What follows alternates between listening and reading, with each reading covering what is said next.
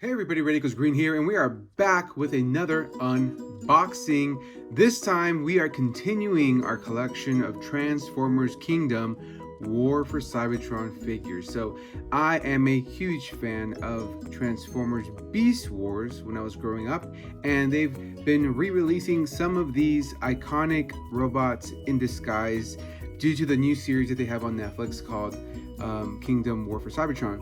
So if you have been a long-time subscriber of my channel, I did a huge unboxing of the first couple of figures, probably like maybe 6 or 7 figures that came out for Transformers Kingdom, and it's actually one of my most viewed videos, so that's pretty cool. And I wanted to, of course, continue my collection of the Beast Wars figures, so I picked up these two bad boys right here to add to the Predacon side of our collection. So here we have Predacon Scorponok and Waspinator. So we're gonna crack these open in just a second, but let's take a quick and closer look at these figures. So this one's pretty neat. I picked it up at Walgreens of all places.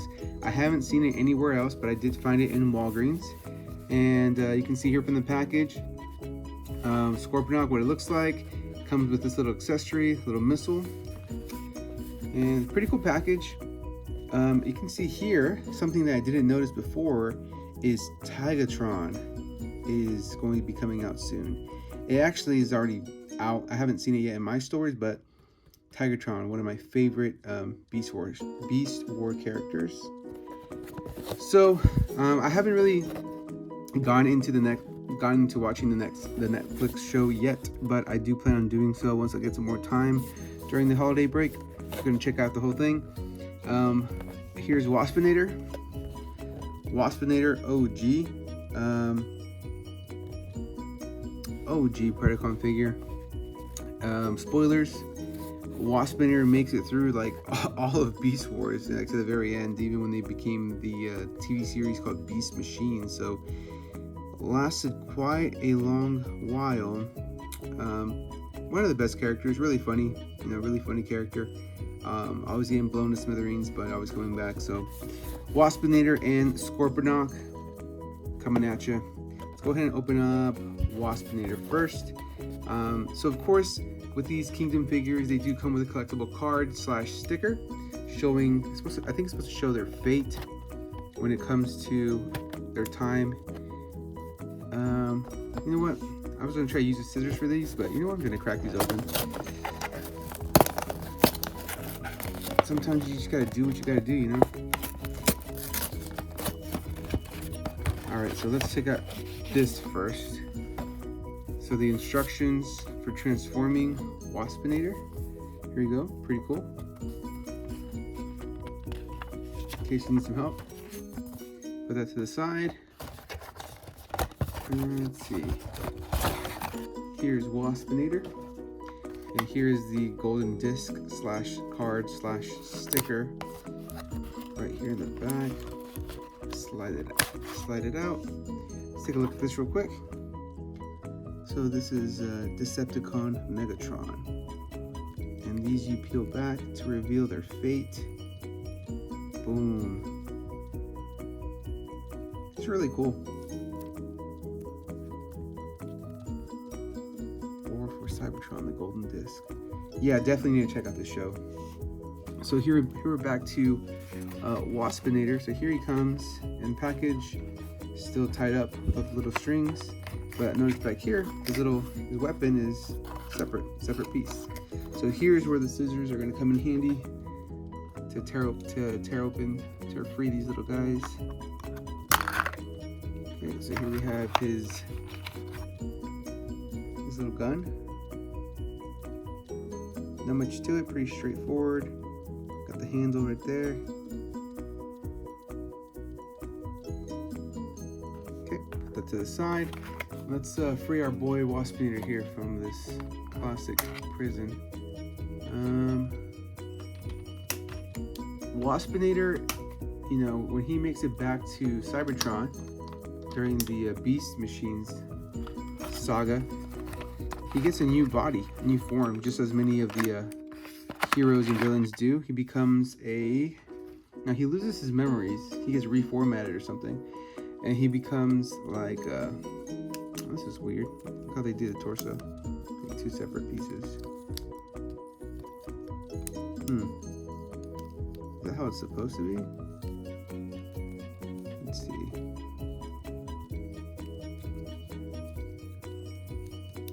Oof, I don't know if I like that. That's kind of weird. Are these supposed to connect or something? I don't know. Not a huge fan of that. Anyway, he does get a new form. It's a great story. You guys gotta check it out.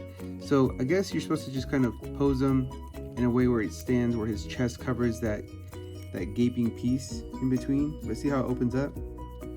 So that's just kind of the way he's supposed to transform too, but makes it kind of weird. Like if you're actually gonna play with this, I guess it's like moving around a lot. So he's like always cut in half, which is funny because he always did get blown to pieces, but it looks like he's like cut in half all the time.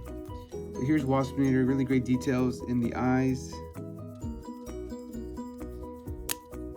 great head sculpt, great color, really bright, and the antennas move, of course. Let's see, his elbows, his wrist does not turn. And then you have his wings. Wings are very posable. You can move them all over the place. Up or down or whatever you want to do. And see how he stands. Pretty cool. Great color scheme here with the green and the yellow. Purple really pops. And what about his gun? Gun goes in the hand. Boom. Ready to go.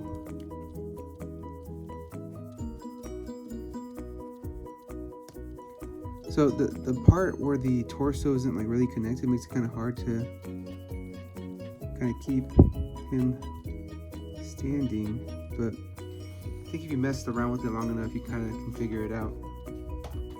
But I like him. I mean, that part's kind of weird. I mean, I get why it happens. It's just the way it works out for him to be able to transform. But I kind of wish it was a solid piece. I mean, like I said before, I picked the Cheetor from the RED series over the Cheetor from this Transformer series because the articulation. I'm more of like articulation guy and design, you know, details. Whether or not he gets to transform is, you know, it's a bonus. But this guy transforms, and I think if you just get him into the right kind of pose, he looks great. So you have to kind of mess with him a little bit to get him into a cool pose.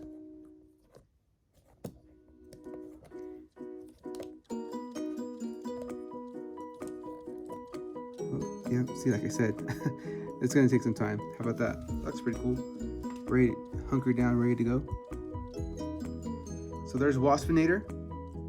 Pretty cool figure. It's gonna look great with the rest of the series. I highly recommend him. I feel like he has to. You got to get him. He's like an iconic guy from Beast Wars. Even though he was like a low-level guy, he was really funny. Almost in every episode, lasted all the seasons. So gotta get Waspinator. And then here we have Scorponok. Now Scorponok is a cool dude. He was one I never really got when I was a kid. Waspinator was another one I never got. Most of the guys I collected when I was a kid were the Maximals, actually. Now that I think about it, I didn't really have that many Predacons in my collection as a kid. I had maybe, I definitely didn't have Megatron. I had like the Cobra Rattlesnake guy. I had the Tarantula, Black Tarantula. Not Black Arachnid, but the Tarantula one. It was like the guy version. Who else did I have from Predacons? I feel like I didn't collect that many Predacons. Just collect the guys that look cool. Here are the instructions for Scorponok. And then here we have the card in the back, and we have a Dinobot card. Whoop. Here we go. Dinobot. And his fate. I don't know what that means. But this is a cool sticker. Okay. And here is Scorponok, chained up in his plastic prison. He has some accessories in the back here too. Looks like he has his little bee missile, and then this little, I don't know what this is, rocket pack or something, little twin rockets. Let's see if it tells us anything on the instructions. Let's see instructions. What are those little pieces in the back?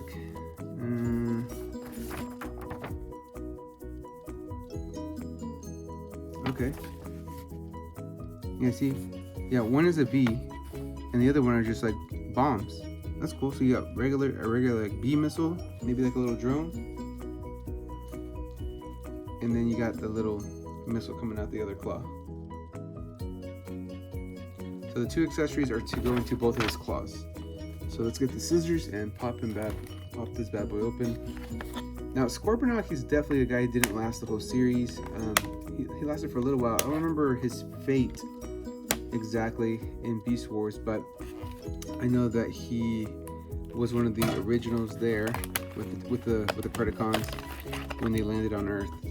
So the funny part to me is that he looks so short. Like why are his legs so little? You know, like he looks like a Oompa Loompa. I just remember him being like a real tough guy, but then he looks so short in this figure form. Great colors though, purple, gold. His scorpion legs. Oop, that one just popped off. Doesn't see like the articulation on the scorpion legs, but that one just popped out one of it. But you can kind of, yeah, you definitely can move him around. I guess you just stick him onto the back when he's in robot mode. Stick him on the back like that. Great tail, ready to strike. Has some articulation there in the stinger and in the tail. Let's see. Check out the claws. There we go. Open it up. You can see there's that spot for the missiles, and then the spot for that bee drone thing. We'll pop those in a second. But like, to me, the funny part, like I said, is his legs seem so short. He seems like such a short little dude. Scorponok. And his tail is so big, but it doesn't really matter. He still can stand really easily. That was way more easier than Waspinator. Way more easy.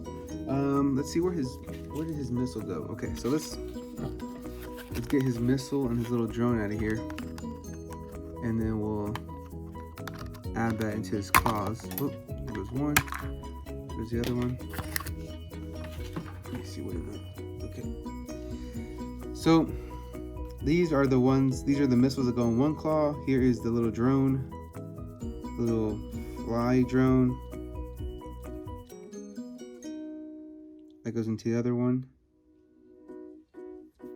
Nice little details, some color apps. Even on the wings are purple, eyes are red, body's gray. Pretty neat. So this one will go in here.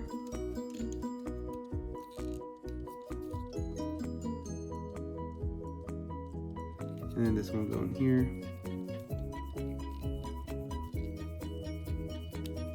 Now you can't close the claws while they're loaded. So if you wanted to, well, this one you can. This one you can close, and then you can reveal the drone fly guy. This one you can't really close, so you're gonna have to leave that one open if you want him to. You want to display him with the rockets hanging out of his beak, of his claw. So that's pretty cool. I'm not gonna transform these guys. I don't keep them in their, just in their animal forms. So I just like to pose them like this. And these are gonna go on the shelf right next to the rest of the Predacon team. Now there is another one that came out recently, Shadow Panther. I don't think he's really from the show. I don't remember him from the original Beast Wars. I know that there was one later on that they just recently did, like a Hasbro Plus. It's like some special edition box came with him and his different transformations. But then there's like another Shadow Panther that came out. So I don't know if there's different characters called Shadow Panther or what the other one's called exactly, but I'm really sticking to the OGs of Beast Wars that I remember when I was a kid. So I had to pick up Scorponok and Waspinator. And these guys are really awesome robots. Killer. additions to the collection. Tell me what you guys think in the comments below. You guys have any fond memories of watching Beast Wars? Have you checked out the new series on Netflix, the trilogy War for Cybertron, Transformers Kingdom? If you have, please let me know in the comment below. Is it worth checking out? Worth my time? I did hear that some of the voice actors are different, but that's alright. I still plan on checking it out. But let me know if you're enjoying it in the comments below. And if you haven't done so yet, please follow me at red=green on Instagram and Twitter. Subscribe to the channel, please like and comment, and we'll catch you next time. Thanks.